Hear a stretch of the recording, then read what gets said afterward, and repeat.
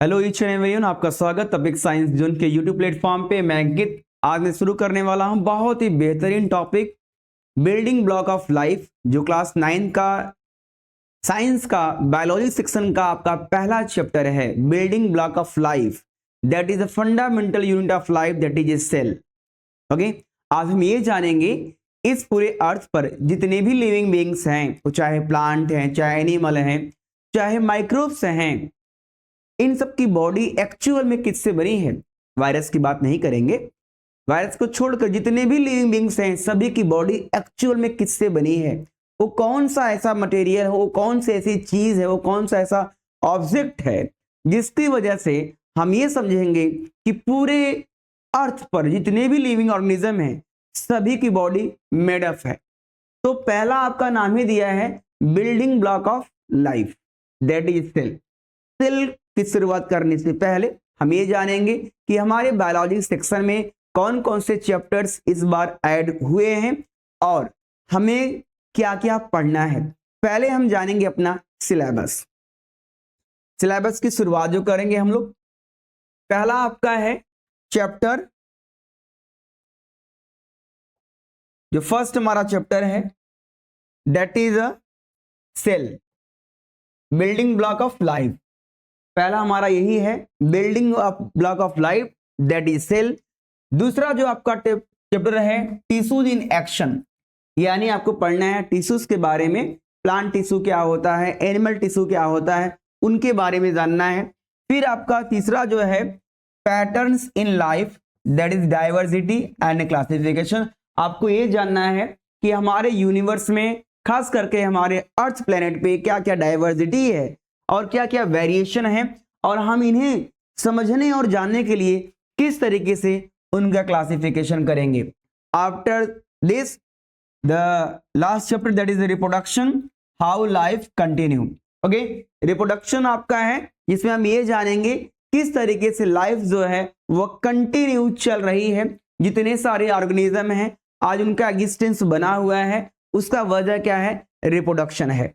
तो ये मेजर तरीके से बायोलॉजी के सेक्शन है जिसे आपको कंप्लीट करना है। यहां पे कुछ पॉइंट और है, हमें फोकस करना है, अंडरस्टैंड लाइफ को समझना है, सेल के लेवल पे, टिश्यू के लेवल पे, ऑर्गन्स के लेवल पे और डाइवर्सिटी के लेवल पे, साथ ही साथ आपको रिप्रोडक्शन के लेवल पे पढ़ना है। यानी हमारा सेल हो जाएगा, ठीक है, हमारा टिश्यू हो जाएगा, डाइवर्सिटी हो जाएगी और आपका रिप्रोडक्शन हो जाएगा। तो इन चारों जो है चैप्टर्स पे वन बाय वन डिटेल तरीके से हम डिस्कस करेंगे, बहुत बेहतरीन मजा आने वाला है। ओके, सेल से शुरुआत करेंगे, इसमें हम जानेंगे एक्चुअल में सेल ही क्यों है fundamental unit of life. Next page हम लोग चलते हैं। देखिए, अब आपका जो पहला पेज आता है जिसमें आपका दिया है ओरिजिन ऑफ लाइफ, लाइफ की शुरुआत। हम एनसीईआरटी के कुछ जो स्टेटमेंट दिए हैं इनको डिकोड करेंगे और आपको समझाएंगे कि एनसीईआरटी किस तरीके से मानती है कि ओरिजिन का लाइफ कैसे हुआ या लाइफ की ओरिजिन कैसे हुई। ओके, पूरी तरीके से माना जाता है, साइंटिस्ट मानते हैं कि जो लाइफ की शुरुआत है वो कहां से है, वाटर से है। कहां से है, वाटर से है। यानी वाइडली लेवल पे देखा जाए तो लाइफ की शुरुआत कहां से हुई है, वाटर से। कहां से हुई है, वाटर से हुई है। सारे साइंटिस्ट ये मानते, पूरी दुनिया के साइंटिस्ट मानते हैं कि लाइफ की शुरुआत वाटर से हुई है। और वाटर आपका चाहे स्मॉल वाटर हो, पूल्स हो, या तो आपके क्या हो, ओशियंस हो। ओके, तो चाहे आपका क्या हो, पूल हो, चाहे हमारे क्या हो, पॉन्ड्स हो, चाहे हमारा क्या हो, ओशियन हो, चाहे हमारा क्या हो, रिवर हो, चाहे हमारे क्या हो, लेक्स हो। यानी लाइफ की शुरुआत जहां पे वाटर रिसोर्सेज हैं उन्हीं से हुआ है। अब हमारे साइंटिस्ट में आते हैं बिरबल साहनी साहब, अब इनकी डिस्कशन हम लोग करेंगे। इसके पहले देखते हैं हॉट स्प्रिंग्स, पूगा वैली है लद्दाख में, जहां पे क्या है, हाई टेम्परेचर है। यानी कि पूगा वैली में जो वाटर है उस वाटर का जो टेम्परेचर बहुत हाई है और ऐसे हाई टेम्परेचर में बहुत सारे बैक्टीरियाज वहां पे अपनी लाइफ को सरवाइव करते हैं। तो ऐसे बैक्टीरियाज, ऐसे ऑर्गेनिज्म जो हॉट स्प्रिंग में, हॉट लेक्स में भी खुद को सरवाइव कर सकते हैं, ऐसे बैक्टीरिया को हम लोग थर्मो एसिडोफिल्स कहते हैं। यानी चाहे हॉट टेम्परेचर हो, चाहे आपका कोल्ड टेम्परेचर हो, यानी ये कह सकते हैं even hot temperature, cold temperature, किसी भी टेम्परेचर पे ऑर्गेनिज्म पाए जा सकते हैं। इस तरीके से हम कह सकते हैं कि 3.5 बिलियन ईयर एगो ऐसे बहुत सारे जो है ऑर्गेनिज्म थे जो आज भी रिजेंबल हैं, आज भी दिखाई देते हैं कि उनकी जो लाइफ की शुरुआत है वो वाटर से हुई है। और वाटर हमारा चाहे बहुत कोल्ड हो, चाहे बहुत क्या हो, हॉट हो। ओके, अच्छा, तो ऐसे ऑर्गेनिज्म जो इन सब हॉट स्प्रिंग में भी अपनी लाइफ को सरवाइव कर सकते हैं, the organism which can survive their life on the hot springs, in the hot springs they are called as thermoacidophils। thermoacidophils ऐसे बैक्टीरिया को कहेंगे जो बैक्टीरिया हॉट टेम्परेचर पे भी अपनी लाइफ को सरवाइव कर सकते हैं। ओके, ऐसे ही कुछ ऐसे बैक्टीरिया जो हाई जो है सैलाइन वाटर में रहते हो। ओके, सैलाइन वाटर में भी रहते हैं, ठीक है। कुछ हमारे क्या हैं, हाई टेम्परेचर में रहते हैं। कुछ ऐसे बैक्टीरिया हैं जो अलग अलग एनिमल्स के जो है स्टमक में होते हैं, जैसे मिथाइनोजेंस बैक्टीरिया है।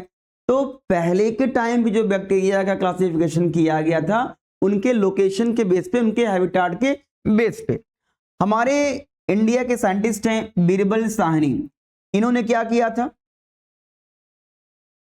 पेलियो साइंस जो लखनऊ में है, इसमें भी देखा गया था कि हॉट स्प्रिंग जो है, जो हॉट स्प्रिंग है, हॉट स्प्रिंग रीजन में जो बैक्टीरिया पाए जाते हैं, उन बैक्टीरिया की वॉल के ऊपर, इन बैक्टीरिया की वॉल के ऊपर आपका कैल्शियम कार्बोनेट से बना, कैल्शियम कार्बोनेट से बना एक लेयर होता है। ये है आपका कैल्शियम कार्बोनेट, कैल्शियम कार्बोनेट से बना एक लेयर होता है। इस लेयर की वजह से हाई टेम्परेचर पे भी वो खुद को सरवाइव कर सकते हैं। ये इनकी यूनिक पर्सनालिटी है, यूनिक फीचर्स है। जैसे आप देखते हैं कि बैक्टीरिया में भी सेल वॉल होता है जो कि पेप्टिडोग्लाइकन से बना होता है। यहाँ जो हॉट स्प्रिंग में पाए जाने वाले बैक्टीरिया हैं, इन बैक्टीरिया की जो ऊपरी वॉल है ये कैल्शियम कार्बोनेट से बनी होती है। इस वजह से यह हाई टेम्परेचर पे भी खुद को सरवाइव कर सकते हैं। ओके, आगे यही दिया है जो फर्स्ट प्रोडक्टिव मेम्ब्रेन के नाम से भी जाना जाता है, the barriers that define as cells. Okay, यानी क्या है, फर्स्ट प्रोडक्टिव मेम्ब्रेन के नाम से भी जाना जाता है, जो हॉट टेम्परेचर पे ऐसे बैक्टीरिया की लाइफ को सरवाइव करने में कैपेबल या इनेबल बनाने का काम करते हैं। अब आप देखिए आगे हमारा है सेल। अब जरा सोचो, यदि मानव के अंदर ऐसी क्वालिटी होती तो मानव को बहुत गर्मी हो उसका भी एहसास न होगा, बहुत ठंडी हो उसका भी एहसास नहीं होगा।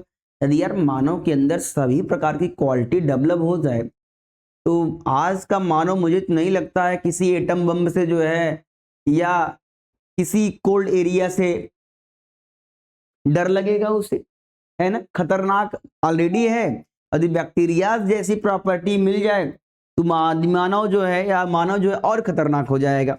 तो चलिए आज आगे देखते हैं कि सेल जो है ये बेसिक यूनिट ऑफ लाइफ है। क्यों कहते हैं, क्यों कहते हैं कि सेल हमारा जो है बेसिक यूनिट ऑफ लाइफ है, समझते हैं। जितने भी लिविंग ऑर्गेनिज्म है सभी की बॉडी किससे बनी है, सेल से। किससे बनी है, सेल से। इसीलिए कहते हैं cell represent basic level at which life exist.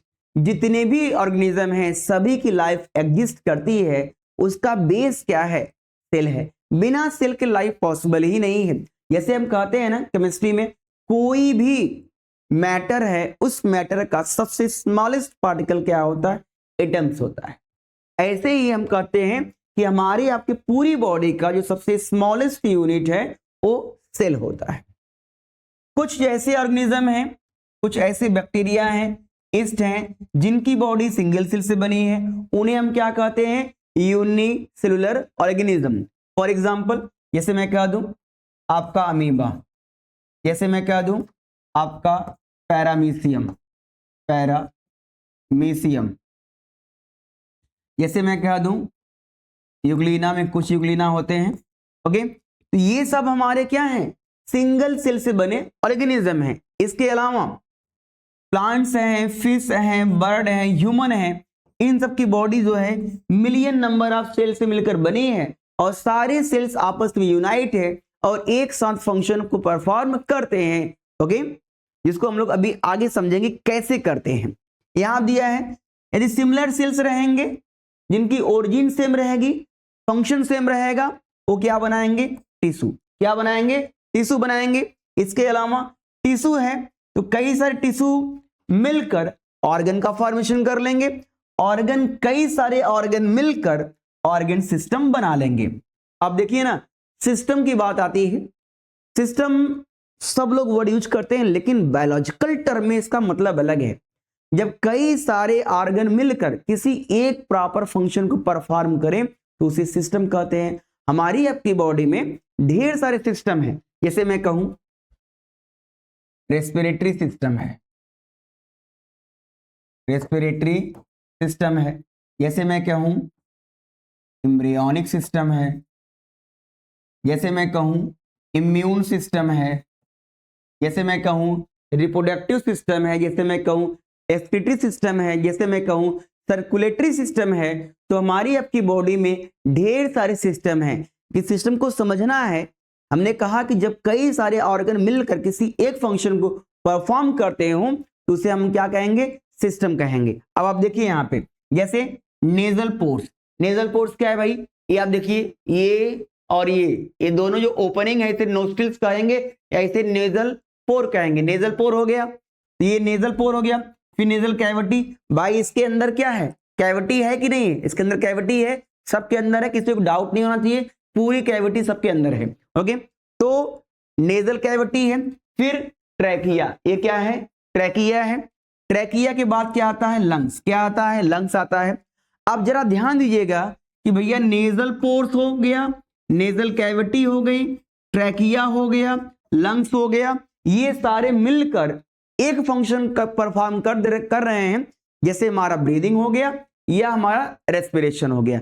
तो सारे ऑर्गन मिलकर जब एक फंक्शन को परफॉर्म करें वही क्या होता है, सिस्टम। तो ये हमारा क्या है, रेस्पिरेटरी सिस्टम है। आगे दिया है फिर से वही बात, even when cell organise into tissue, tissue to organ, organ system, the cell remains the fundamental unit of structure and function in all living organism.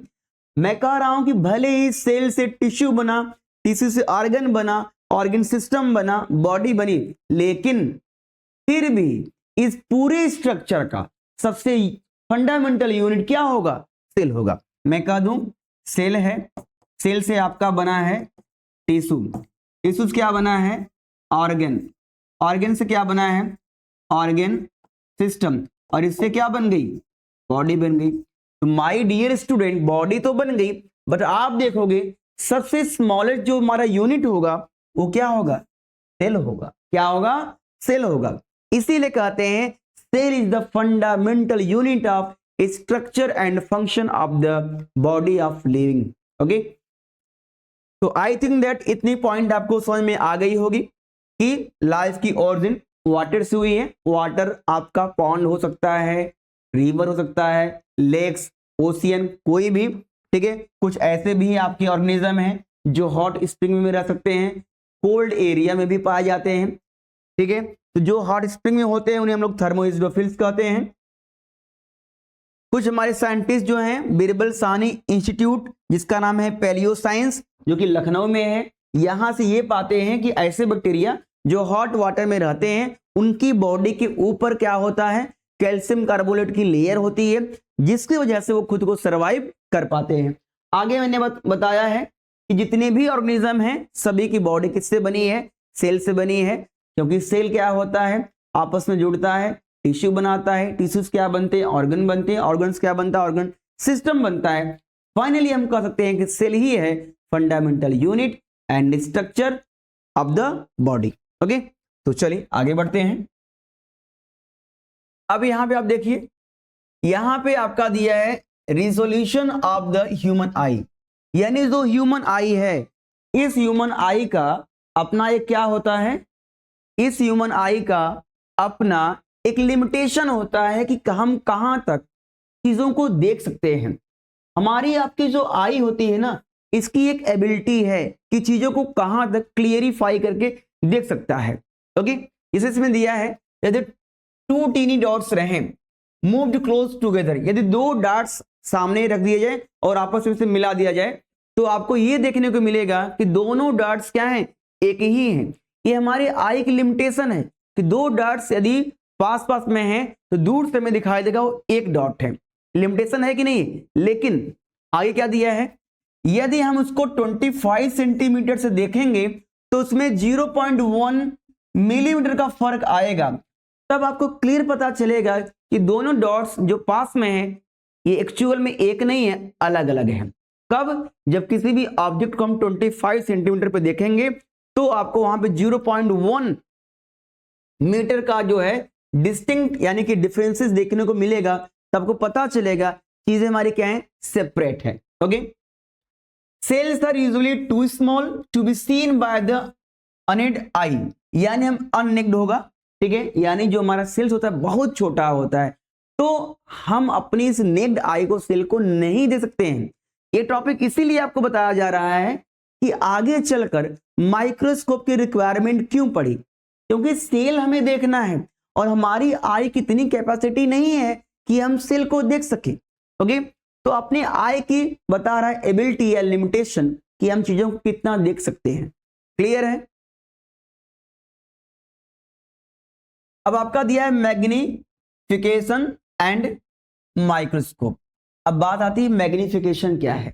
Magnification मतलब क्षमता होती है कि किसी चीज को कितना ज्यादा बड़ा करके दिखाया जा सकता है।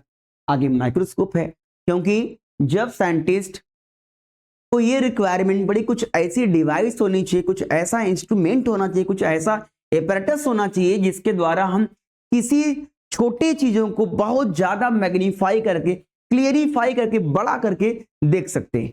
ओके, इसमें यही दिया है, जैसे कन्वेक्स लेंस होता है, combination of lenses, combination of an objective lens, eyepiece use for magnification of an object to make it appear larger. Robert Hooke, बात आती है रॉबर्ट हुक की। रॉबर्ट हुक ने 1665 में सेल्फ डिजाइन किया एक माइक्रोस्कोप की जिसकी क्षमता थी कम से कम जो है 200 से 300 मैग्निफिकेशन करके आप चीजों को देख सकते हैं। भाई सेल्फ डिजाइन थी। 1665 में रॉबर्ट हुक साहब आते हैं जो कॉर कैम्बियम में डेड सेल्स को देखते हैं। इन्होंने अपने डिजाइन से एक बनाया था माइक्रोस्कोप जिसके द्वारा उस ऑब्जेक्ट को, उस सेल्स को कम से कम 200 से 300 गुना बढ़ाकर देख सकते थे। आगे आता है, हमारे आपके जो है स्कूल में भी माइक्रोस्कोप रखा होता है। जब माइक्रोस्कोप आप देखिएगा तो यहां से जब हम अपनी आंख से ऐसे देखते हैं तो जो ये वाला होता है लेंस, इसे क्या कहते हैं, आईपीस लेंस कहते हैं, जो कि कन्वेक्स लेंस होता है। और जब हम स्टेज पे स्लाइड को रखते हैं तो स्लाइड के जस्ट ऊपर एक लेंस होता है, वो भी कन्वेक्स लेंस होता है। यदि हमारा 10x है, नीचे भी हमारा 10x का है तो आपका 100 हो जाएगा। और नीचे हमारा जो ऑब्जेक्ट लेंस है यदि 450 मैग्निफिकेंट का है तो जरा सोचिएगा कितना हो जाएगा। यदि 45x का है और ऊपर आईपीस 10x का है, वो 450 गुना अधिक दिखाएगा। आगे भी समझाता हूं आपको। देखिए, ऑब्जेक्टिव लेंस जो होता है जहां पर ऑब्जेक्ट रखी जाती है वो 10x या 50x होता है, ठीक है। और आपका यदि आई पीस भी 10x का है, यदि आपका आई पीस जो ऊपर होता है, यदि आई पीस आपका 10x का है, ऑब्जेक्टिव लेंस यदि आपका 45x का है तो मल्टीप्लाई कर दो तो 450x का हो जाएगा। यानी कि कोई चीज को 450 गुना और अधिक बड़ा करके दिखाएगा, ठीक है। अच्छा, ये जो हमने डिस्कस किया ये हमारा क्या था, लाइट माइक्रोस्कोप। ये माइक्रोस्कोप जो है वर्क कब करेगा, जब सनलाइट होगी या लाइट होगा। तो लाइट में क्या होगा, ये आपको आसानी से दिखा सकता है, लेकिन सेल के अंदर जितने भी सेल ऑर्गेनेली हैं उनको और डिस्टिंक्ट देखना है और क्लियर देखना है तो आपको यूज करना पड़ेगा इलेक्ट्रॉन माइक्रोस्कोप। तो वहां पे सनलाइट नहीं होगा, इलेक्ट्रॉन माइक्रोस्कोप में क्या होगा, रेज, क्या होंगी, रेज होंगी। ठीक है, तो रेज के माध्यम से हम चीजों को देख पाते हैं क्लियरिफाई तरीके से। देखिए, apart from light microscope scientist use powerful electron microscope that reveal the fine details of all cell structures. Okay, तो यहां पे हम रेज के द्वारा क्या करते हैं, चीजों को देखते हैं। तो रेज क्या करती है, चीजों को और क्लियरिफाई दिखाने का काम करती है। तो आई थिंक दैट इतना आपको क्लियर हो गया होगा कि एक्चुअल में लाइफ की ओरिजिन कैसे होती है और बेसिक यूनिट क्या है हमारे आपकी लाइफ का। इसके अलावा डिस्कवरी में यदि हम देखें तो रॉबर्ट हुक साहब आते हैं जिन्होंने सबसे पहले सेल्फ डिजाइन माइक्रोस्कोप बनाया, जो हमारी आई की रिजोल्यूशन कैपेसिटी है उससे कहीं ज्यादा चीजों को और भी डिस्टिंक्ट दिखाने का काम किया। इसके अलावा day by day, year by year microscope develop हुआ और लास्ट में हमारा आया इलेक्ट्रॉन माइक्रोस्कोप, जिसके द्वारा हम बहुत बेहतर तरीके से चीजों को देख सकते हैं। तो आई थिंक दैट इतना आज आपको क्लियर हो गया होगा। और कल की क्लास में जब हम टॉपिक को रखेंगे इसको आपको बताएंगे स्ट्रक्चर ऑफ सेल के बारे में, सेल का स्ट्रक्चर क्या है। इतनी जो आपकी ब्रीफिंग दी गई है ये आपका एनसीईआरटी के पॉइंट है जो आपके लिए बहुत इंपॉर्टेंट है। इसके बाद हम लोग डिस्कस करेंगे स्ट्रक्चर ऑफ सेल जो कि बहुत इंपॉर्टेंट है। और मैं आपको थोड़ा बता देना चाहता हूं टाइम टेबल, इस टाइम टेबल से आप कंटिन्यूअस जुड़ें और आपको जो फ्री ऑफ कास्ट, कोई कास्ट नहीं है, कोई चार्ज नहीं है, आप रील्स देखते हैं उससे ज्यादा, उससे कहीं गुना आपका बेटर रिजल्ट हम दे सकते हैं। इसके लिए मैं चाहता हूं कि आप 10 मिनट, 20 मिनट, आधे घंटे हमारे साथ जुड़ें और डेफिनेटली मैं आपसे कहता हूं कि आपका बहुत बेहतर भविष्य होने वाला है। क्लास 9 का जो टाइम टेबल है हर मंडे के दिन, ठीक है, हर मंडे के दिन आपका जो है 8 PM से 9 PM क्लास 9 की बायोलॉजी में आपको पढ़ाऊंगा, 1 आवर मान के चलिए। ठीक है, अभी तो जो है आपके टाइम शॉर्ट दिए गए हैं, बड़ा समझिए कि कम से कम जो है इस 8 से 9 टाइम पीरियड में आपको बायोलॉजी पढ़नी है। क्लास 10th के लिए आपका जो है 8 से 9 है क्लास 10th के लिए भी। क्लास 11th के लिए आपका जो है 2 दिन है, वेडनेसडे है, थर्सडे है, 8 to 9 PM। ओके, क्लास 11 के लिए जो है 2 दिन रखा गया है, वेडनेसडे और थर्सडे। और रही बात क्लास 12th के लिए भी आपका 2 दिन रखा गया है, फ्राइडे और सैटरडे। ये सभी क्लासेस वीकली चलेंगी 8 से 9। ओके, ये आप टाइम टेबल जो है माइंड मेकअप कर लीजिए। इसी के अकॉर्डिंग जो है फ्री ऑफ कास्ट आपको जो है बायोलॉजी के बारे में हम बताएंगे, हम समझाएंगे, डिस्कस कराएंगे। चैप्टर होने के बाद आपके इन अलग अलग चैप्टर्स के आपके जो है PYQ, objective question, case based question सारा हम आपको जो है सॉल्व कराएंगे, आपकी बायोलॉजी पूरी कंप्लीट कराएंगे। तो चलिए आज के लिए इतना ही, मिलते हैं अगली क्लास में।